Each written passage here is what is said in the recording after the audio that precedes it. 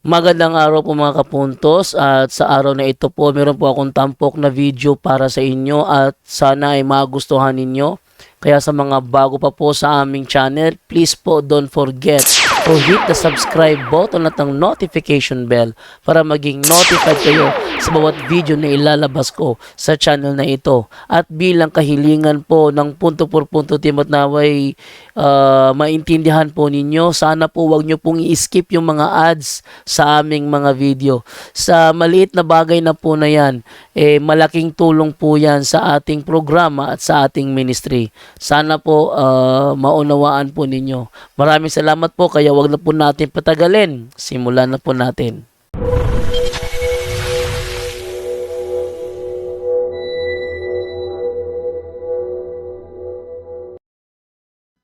Okay, so dito tayo kay Dominic. Brother Dominic, good evening. Good evening po. May tanong lang po. Go ahead, bro. May nakausap akong protestante. Sabi niya, hindi daw po sila protestante. Pero Christian daw po sila. Ano po ang magandang sagot dito? Alamin natin kung ano yung ibig sabihin ng protestante. Alamin natin. Sabi dito sa encyclopedia, ito ay ganito ang nakasulat. Ano ba ang meaning ng protestante? Ito basahin natin, no, para meron tayong ebidensya. Ito, Oxford Illustrated Encyclopedia Volume 3, page 293. Protestant, a member or adherent of any of the Christian bodies that separated from the Roman Catholic Church. Yun.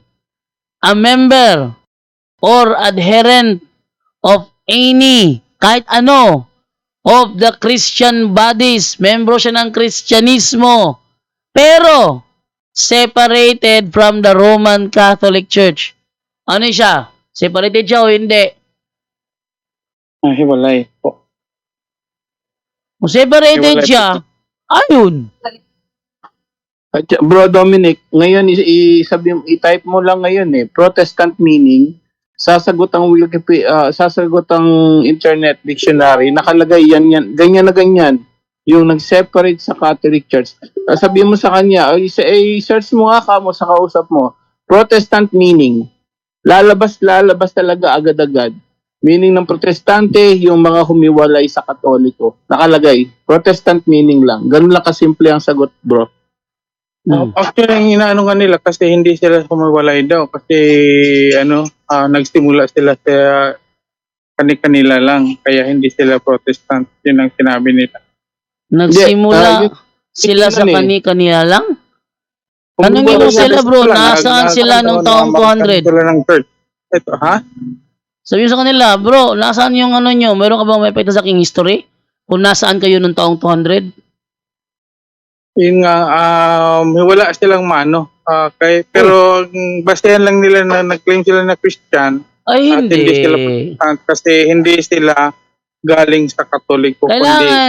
Kailangan silang magpakita. Bro, kailangan silang magpakita. Tayo, tanungin tayo. Nasaan kayo ng AD 200?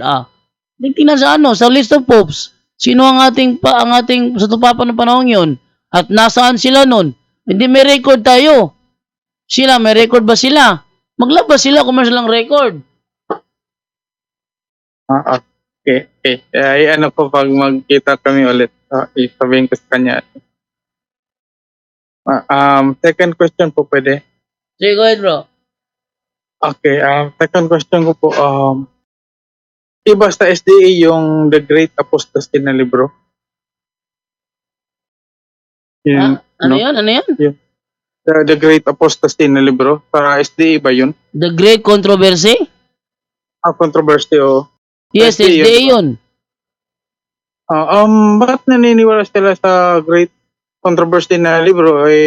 Extra biblical naman yun. Hindi naman yun Bible. Bible alone naman. Dahil ang nakasulat doon sa The Great Controversy ay kasi pabor sa kanila yon dahil sila nga ang author. Tingnan mo anong turo sa The Great Controversy, ha. Ito ay malaking taliwas sa kautusan ni Kristo, Eto, Itong sabi sa The Great Controversy, most of the Christians at last consented to lower their standard. Uy, binabado ng Kristiyano ang kanilang standard. And a union was formed between Christianity and paganism. Meron daw union sa pagitan ng paganismo at ng Kristiyano. Mali yun. Against sa Bible yon, sa 17 ng ikalawang Korinto. Sabi ganito, kaya't lumayo kayo sa kanila. Ating basahin sa 15 tayo magsimula. No, ating simulan sa sa 15 tayo magsimula. Ang sabi rito, maaari bang magkasundo? Ito tayo sa saan kayo maganda rito? 12. Hindi namin isinara ang aming puso sa inyo. Kayo ang nagsara ng inyong puso sa amin. Kinakausap ko kayo bilang mga anak. Buksan naman ninyo sa amin ang inyong puso tulad ng ginagawa namin sa inyo. Huwag kayong makisama sa mga di sumasampalataya na para bang kapareho ninyo sila. Yan ang utos ni Apostol Pablo sa iglesia. Huwag kayong makisama sa mga di sumasampalataya na para bang kapareho ninyo sila. Maaari bang magsama ang katwiran at ang kalikuan?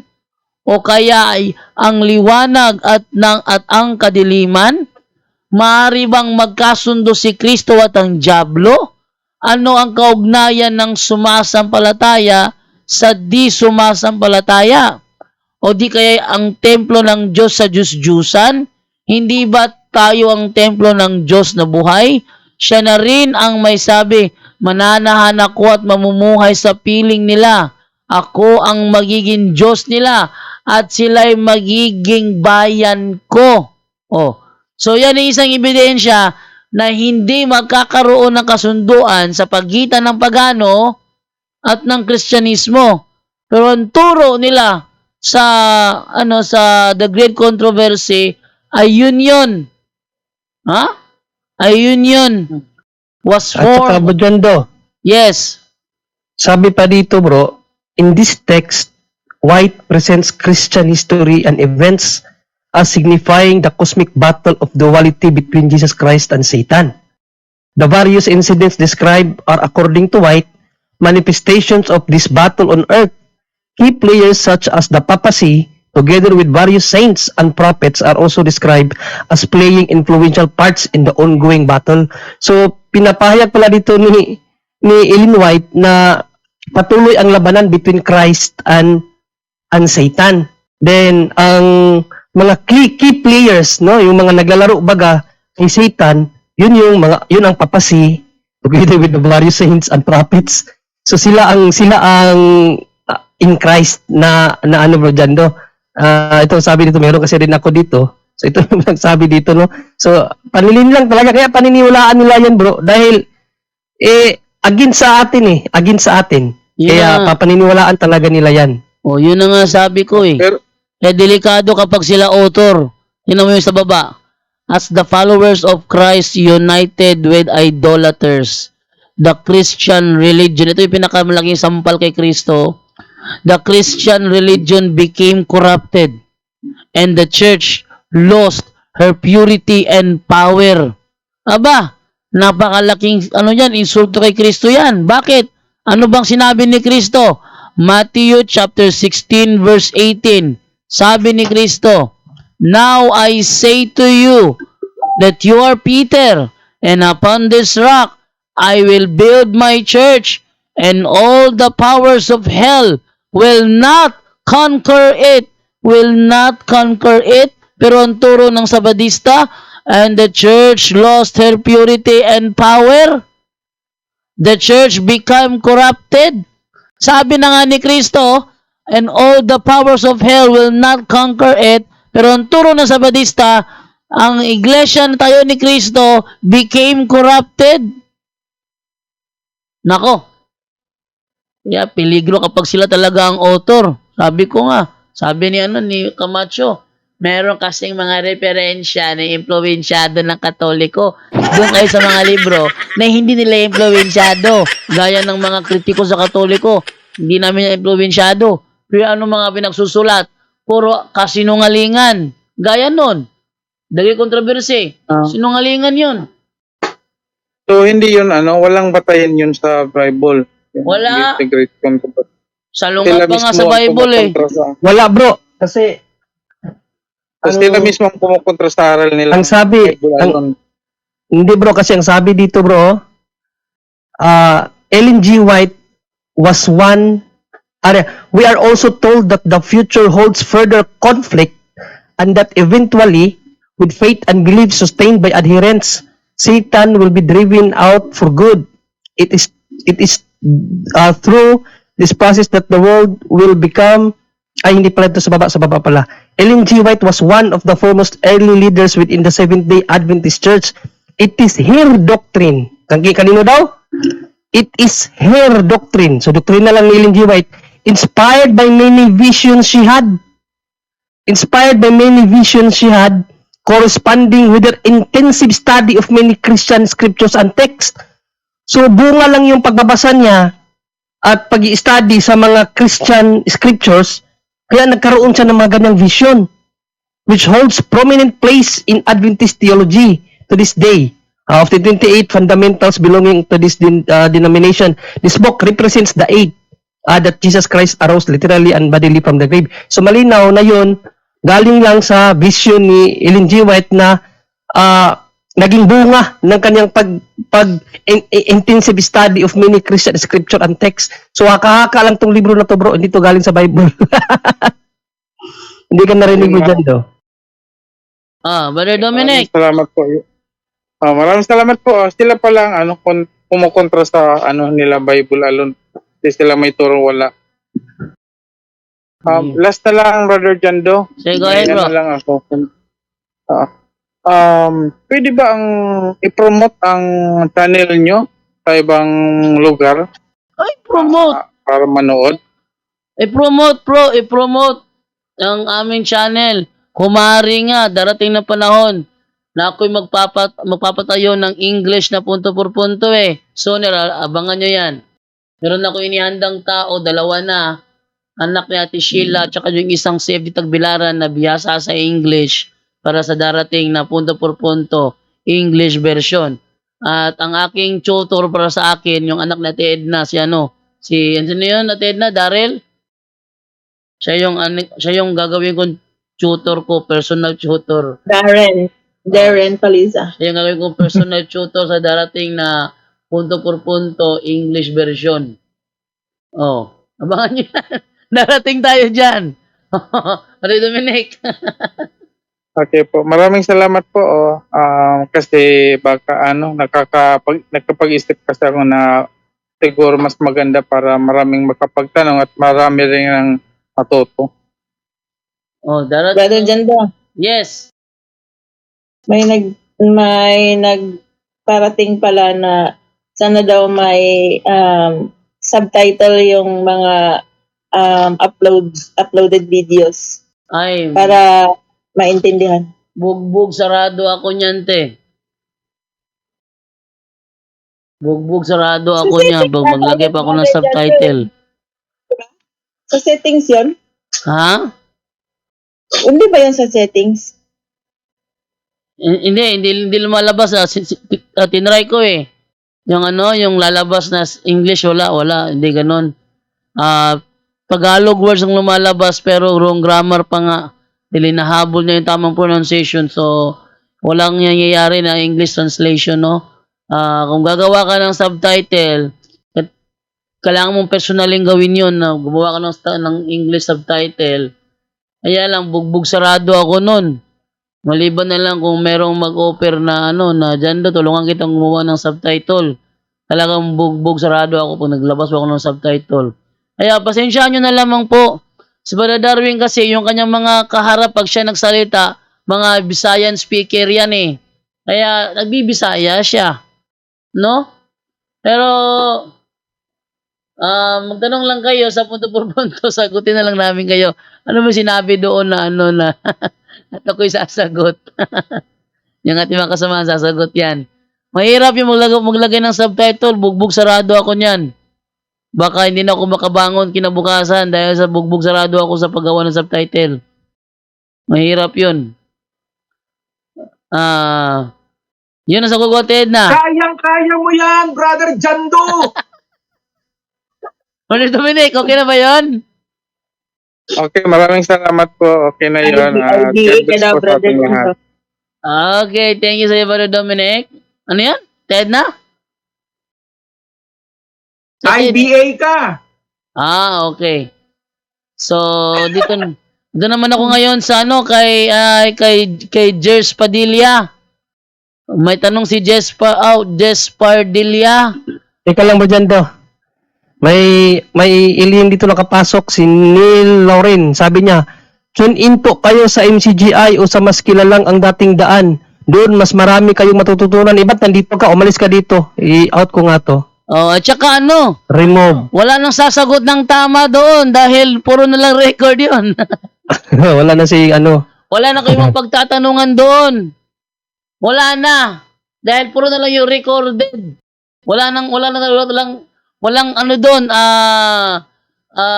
actual na tanungan doon. Wala na. Patay na ang sumasagot doon. Wala na talaga. Eto, Jess Padilla. Sabi dito, ano ba to wait lang, sabi ito. Bro Jando, wait lang. Nanood ako ng nangyari sa Mecca. Ano kaya pahiwatig nito? Ito na kaya babala ng Diyos para magbago sila ng pananampalataya? Oy, original Hindi, ano to? Mahirap sagutin. Ano daw, bro? Mahirap Anong tanong? sagutin to. Bro Jando, Anong tanong, bro? nanood ako sa nangyari sa Mecca. Ano kaya pahiwatig nito? Ito na kaya babala ng Diyos para sa kanila na magbago sila ng pananampalataya? Tingin mo? Una, tanong ko, anong nangyari sa Mika? Matindi yung kanilang dilubyo doon. Una, dinagsa sila ng napakaraming insekto. Okay, nakita ko yun. No? Okay, ito, Noel. Ganito, mga kapatid, historically, hindi lang Mika ang nagkakaroon ng ganyan. No? Kasi meron talagang migration sa yung mga balang. May migration talaga sa mga balang. No, biblically talaga, inutusan yun ng Diyos. Pero, historically, hindi nautos ng Diyos, may ganun talaga, migration. Isa yun sa dahilan, no? Hindi, wag na lang nating bigyan ng na ito na yun sa kanila, no? Hindi po, wag po ganun, no? Dahil mahirap po yung tayo magbigay ng mga ganyang sitwasyon. Yung simbahan, wala kang pahayag patungkol diyan eh. So, hayaan na lang natin na may nangyaring ganun, i-pray po natin sila. No, na malabanan yung mga ganong kalamidad. Kalamidad, tandaan natin mga kapatid, even as Catholic, ang daming dilubyo dumating sa buhay natin, hindi lang Mika. So wag nating bigyan yun ng kasi sa panahon natin ngayon talaga normal ang mga dilubyo na dumarating. Sa Pilipinas lang halos taon-taon kadaming namamatay halos taon-taon. Dilubyo yun. Ibig ba sabihin wala sa atin ang Diyos? 'Di ba? So, yung mga ganun, that is yun, mga pangyayari na hindi talaga may iwasan dahil nag-i-evolve talaga ang mundo eh. No? At talagang historically at biblically talaga nangyayari yung mga ganyan. Kaya normal yun. Huwag nating bigyan ng huwag natin para tayong magiging si Ellen G. White nun. Magagawa tayo ng sarili nating libro. Nako po, huwag pong gano'n, no? Delikado tayo dyan. I-pray na lang po natin ang buong bansa na makaiwas sa mga dilubyo at lalong-lalo na ang peace and unity. Yun na lang, Bro Jando.